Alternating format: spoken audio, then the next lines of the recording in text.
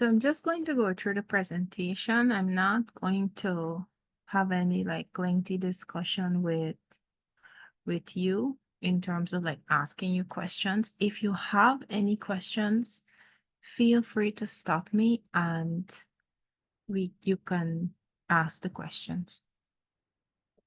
So writing an academic paper.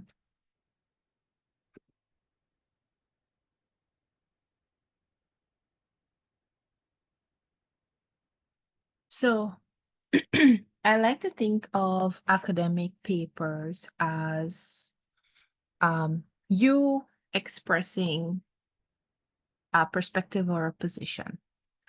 Think of this. Think of creating a product, right? So let's say you came up with a brilliant idea for something and you created that thing, right? So you created this product and a lot of people know it, they use it, and they have even gained inspiration from your product to create other newer products, right? And then someone comes along and takes your product and just repackage it. So everything is exactly yours. They just repackage it and they start calling it their own, right? Obviously, you would be upset and you would say that, this person has taken your hard work and all the time and effort that you put into making this thing and making it what it is.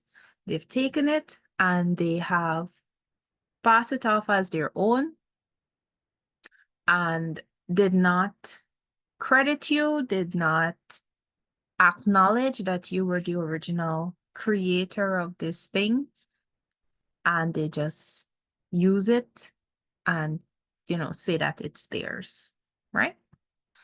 That is the world of academics for you, right? That's what academia is about, creating things that are uniquely yours, but also recognizing that the ideas or the points that you are discussing did not originate with you, right? There was someone before you who from whom that idea originated. And so it is not fair or it is not right to take someone else's work and pass it off as your own, right? Without acknowledging or crediting the original author of the idea or the original person who wrote extensively about that idea, right? So that's the first thing of plagiarism.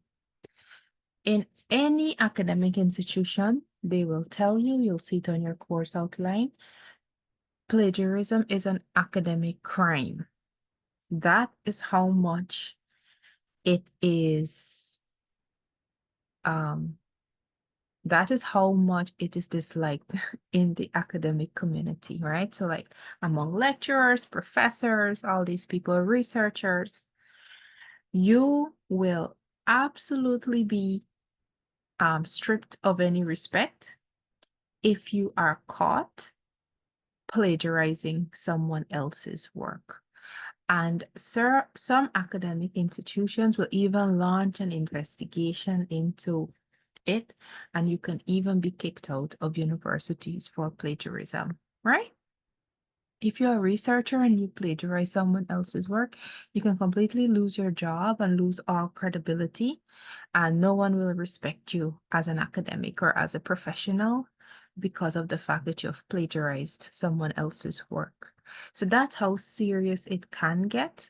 And that's why it's important that we understand what plagiarism is and how we can avoid plagiarism, especially if we are new to the academic world and academic writing.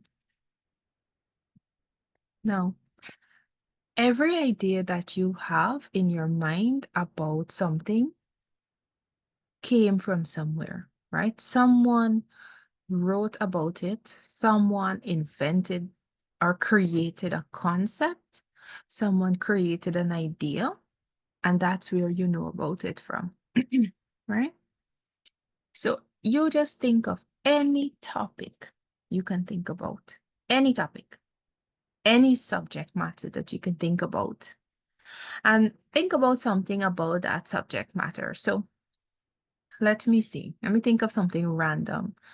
Um, let's say food, right? So I'm thinking, I don't know why I went there. I'm thinking of food. Um, and I am thinking of maybe what makes certain foods more preferable over other foods, right? Like um people tend to prefer a lot of maybe X food over Y food, like generally speaking, right? Let's just say that's an idea. I can guarantee that if you go on Google and you search that, you will find an academic paper on it. You might find a blog on it. You might find something on it. Someone has already thought of it before, right? There's a saying that no thought is an original thought, right?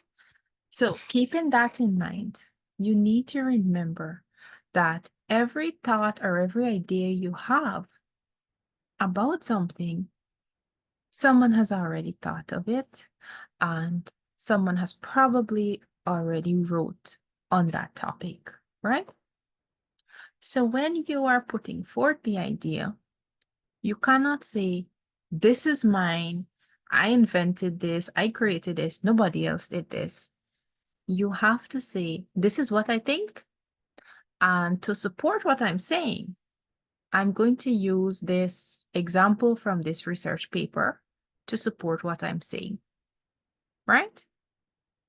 So that's how we often want to write our work or do our work, where we put forth ideas, but we credit or acknowledge an author who has written on it already, right? Or maybe you read their paper and it gives you an idea and you decide to write about it. You have to acknowledge that author.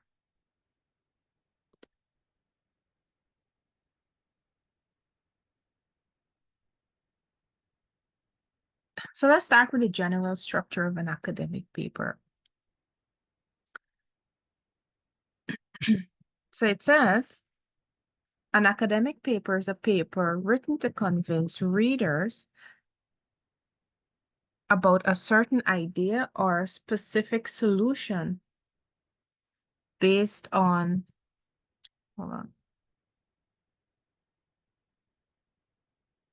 objective evidence, right? So you're writing about something and it's based on objective evidence. Objective in this case means that it is strictly evidence-based, right? It's strictly evidence-based. It's not like a feeling or anything like that. There is evidence out there to support what you're saying.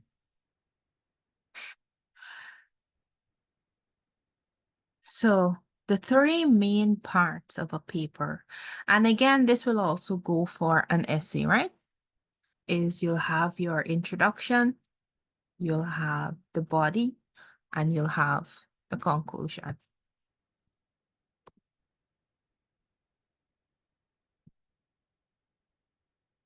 Introduction. Your introduction provides a background on what you are discussing, right? The only difference between a paper and an essay is that the paper is usually done in separate parts right? So like the introduction will be separated from the body, whereas the essay tends to be continuous, right? You don't separate it in terms of like space. And the introduction in a paper is longer, whereas in an essay, it would not be so long because you're working with a smaller word limit. So a background on the issue that you plan on discussing, or an overview of the issue or topic that you're discussing. You want to give context to what you are about to write. As a reader, you want to get a little context so you can understand what the author is saying as you continue to read what they have written.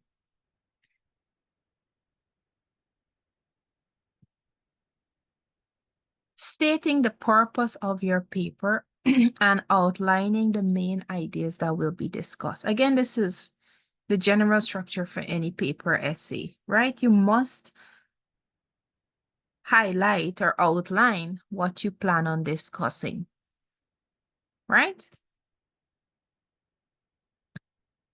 Then you want to end with a clear thesis statement. Your thesis statement is a general statement that tells the reader exactly what you will be doing, right? So it might be like this essay will discuss, or this essay seeks to examine. In this essay, the XYZ will be discussed and examined using X theory, or however you want to frame it. But by reading the thesis statement, the reader knows where you're headed with your essay or your paper. They have a clear idea just from reading the introduction what to expect, right? So whatever you plan to discuss in your paper, ensure that you put it into your introduction, right?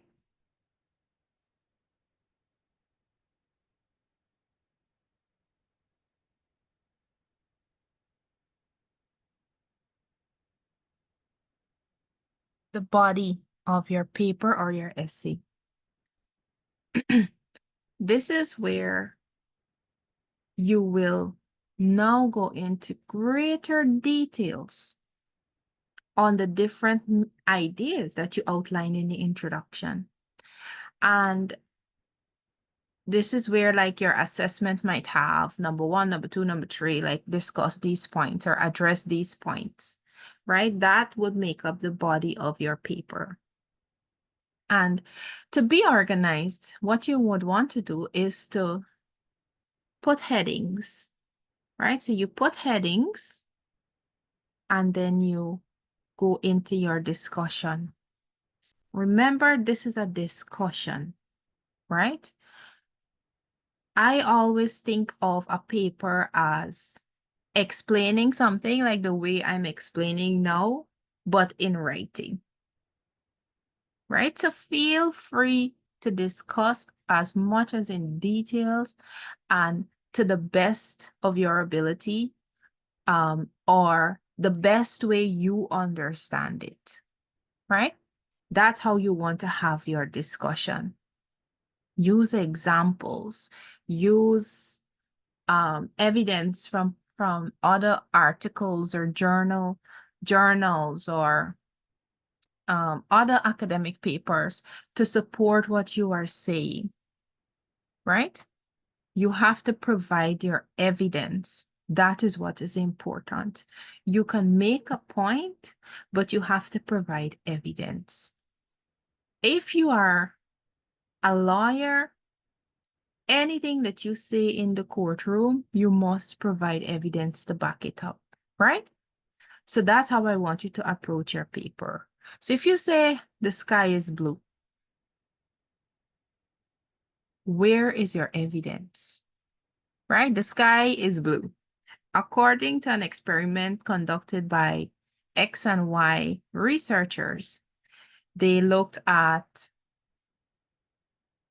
why the sky appears to be blue or something like that. That's your evidence, right? So you're not just saying something because you feel like saying it. You're saying it because you have sufficient evidence to support what you're saying. Just checking in. You guys are still hearing me, right? Yes, miss. Okay.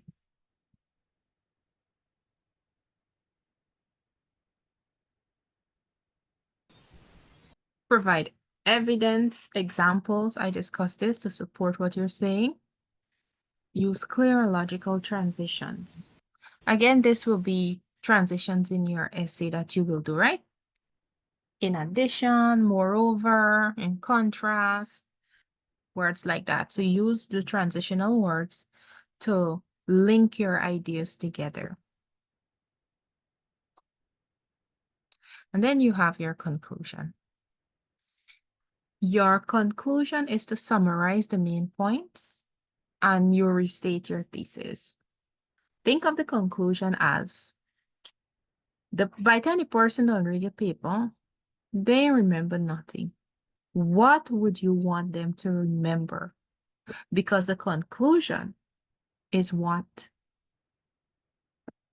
might be the only thing they can remember. So try to put in your conclusion, your main points, what you want them to remember from the paper, right? So this is your opportunity to ensure you put what you want them to remember and you restate your thesis. What you do not do is introduce a new idea in your conclusion, right? You can't introduce an idea that you did not discuss in the paper. You just can't randomly bring up a new idea in the conclusion. So those are the things to remember. So I mentioned going to other papers and using evidence, but using it in a way that does not plagiarize someone else's work. So how do we do that? We do that by paraphrasing. Paraphrasing is basically restating something in your own words, right? You know, like when you're writing a summary at CXC, when you're doing the summary, they tell you use as much as your own words as possible. That is what paraphrasing is. Restating it in a way that you understand and explaining it how you understand it best. Right? That is what paraphrasing is. So that's what you'll do. You'll read a number of papers and you'll jot down ideas. What often helps me is jotting down points that you want to make, finding the evidence to support it, and then when you start the assignment, you just start explaining because you already know what you want to say. So you write it coming from you, but crediting and using the examples from other papers, whether it's an experiment, whether it's a case study, or whatever it was that was conducted, using that and then acknowledging your sources. And as it says, always cite the original source. Now, I'm sure you have seen assignments, references must be in APA 7th edition. Can anybody tell me what APA means? And when they say to format your paper in APA 7th edition, what that means?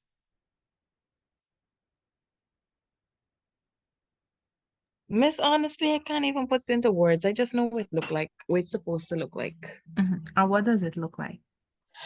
Normally, like you would have the the date or the year that the paper or the book that you got the information published.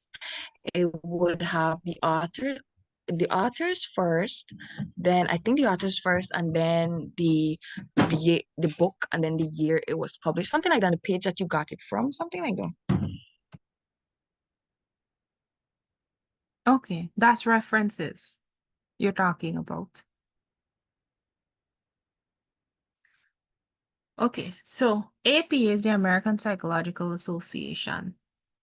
They're not the only they're not the only institution that puts out formatting, what should I say, structures. You have other like MLA, which is modern, I think Modern Language Association. You have Chicago, you have Harvard.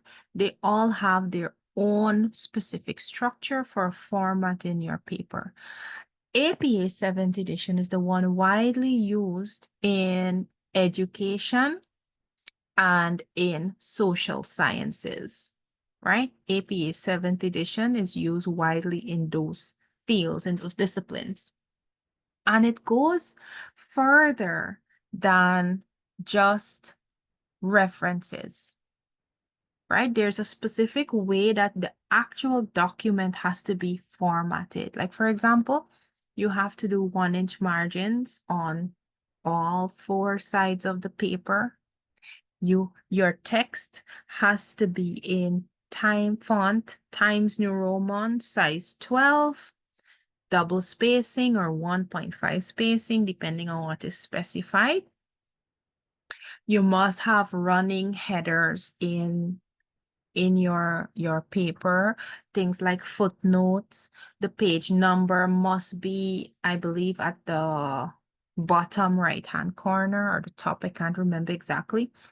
But those are the specifics of how your paper is supposed to be formatted, right? And like you'll see some papers have things like an abstract and all these different, an abstract section and so on, but you don't have to do this now. You're not required to do this.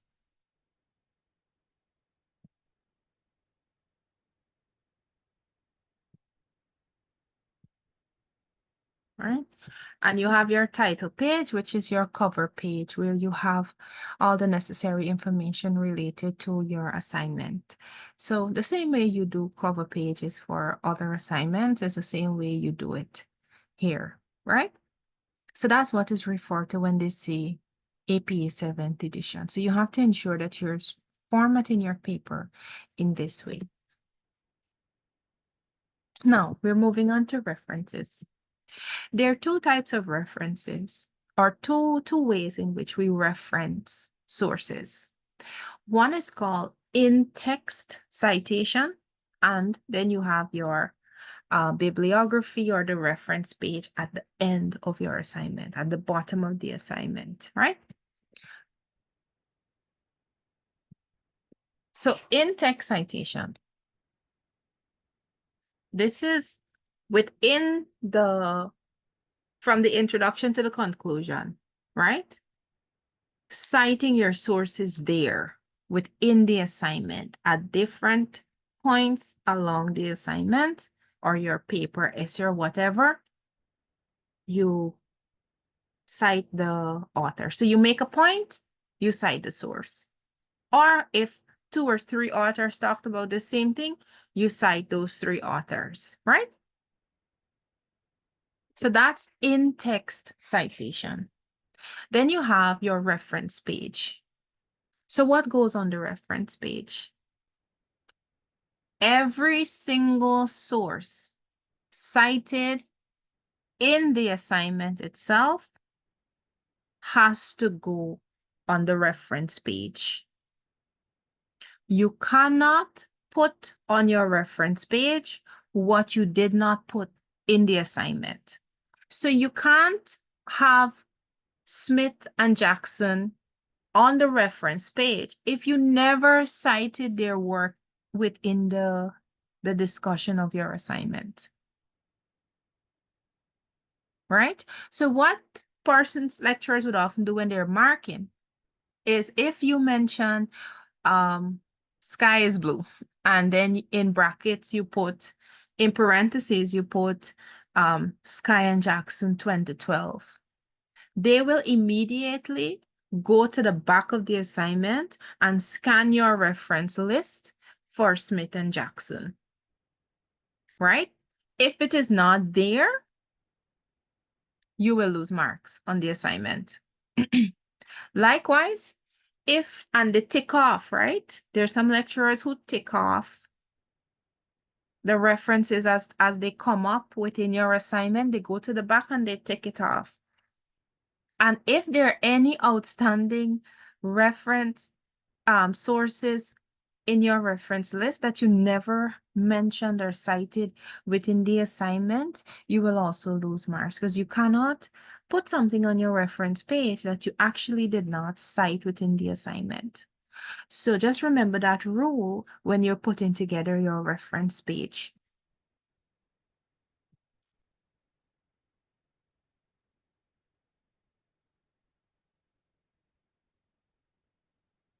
Good. So it says here, the example here is,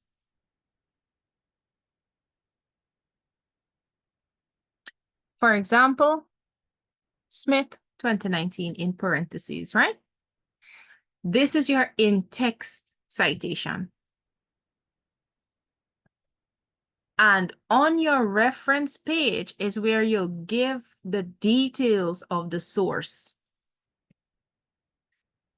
So you'll have things like the author's name, year of publication, name of the article, the journal, issue date, all of these different things you'll have within the reference list, right at the back of your assignment.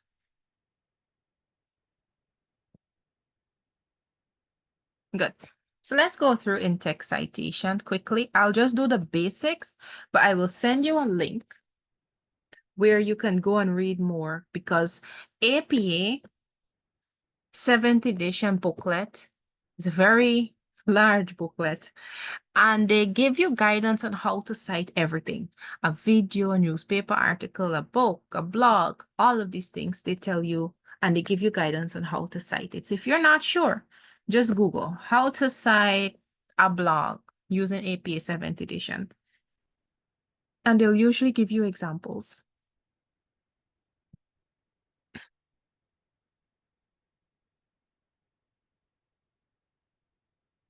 Good.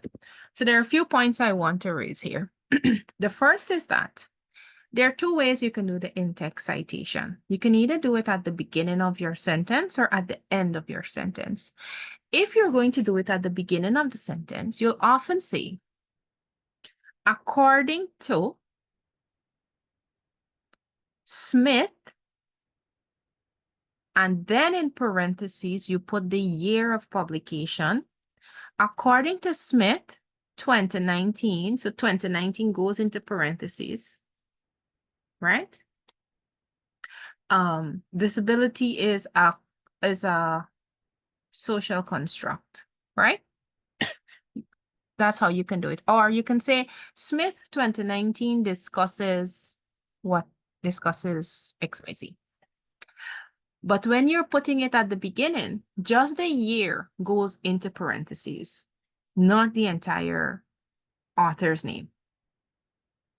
If you are putting it at the end of the sentence, then you put the author's last name followed by a comma, then the year of publication. So Smith, comma, 2019.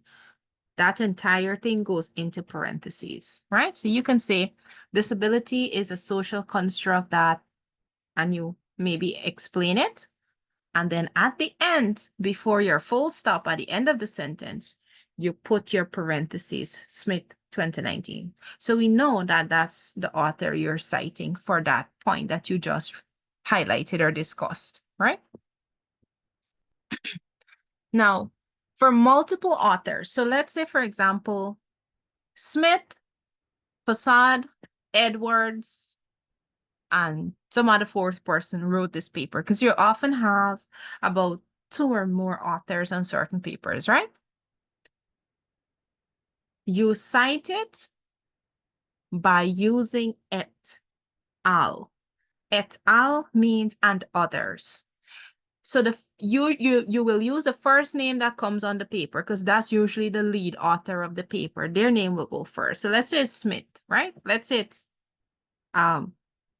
Joseph Smith. He's the lead author, and then you have like about 3 or 4 other authors. More than 2 though, right? If you have more than 2 authors, you will put Smith et al. 2019. So we know it's Smith and others, right? So let me show you how we do et al. Okay, I'm going to put it in the chat, right?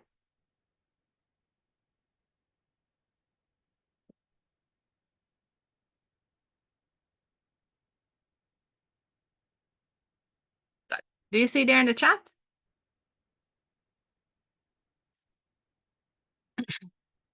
Do you see it there?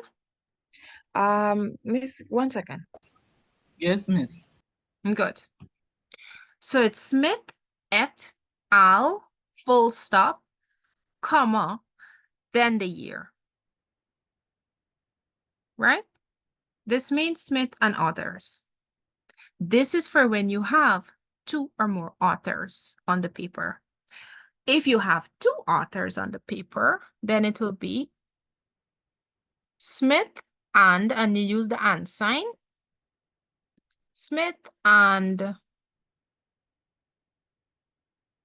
Edwards 2019.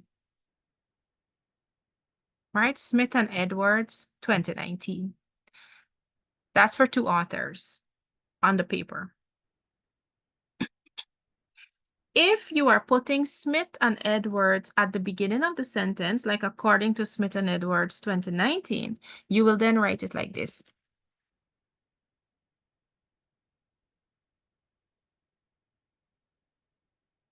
Smith and, so you spell out the word and, Edwards, and then the 2019 in bracket, in parentheses, right?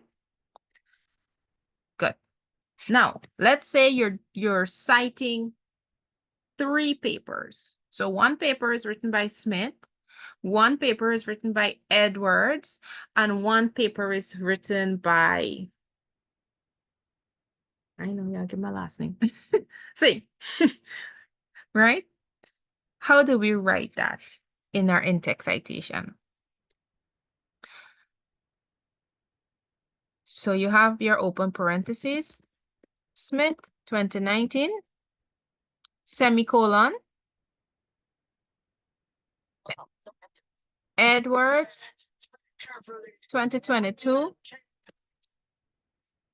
Hold on, give me 1 minute.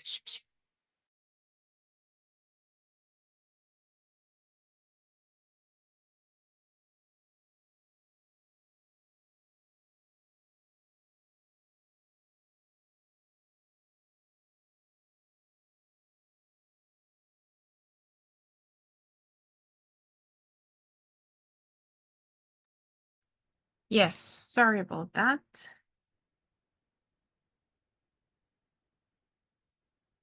And then you have Sing 2014. Good.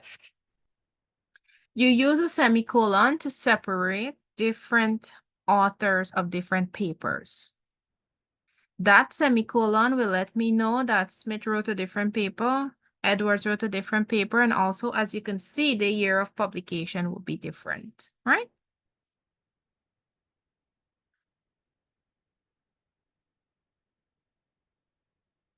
Let's say there's a particular phrase that you would like to directly quote from the author. You can do that, but it should not be more than 10 words from the paper. So maybe there's a particular term that Smith used that you would like to use back, right? And let's say the term is let's say the term is social construct, right? So you can say like this. Hold on.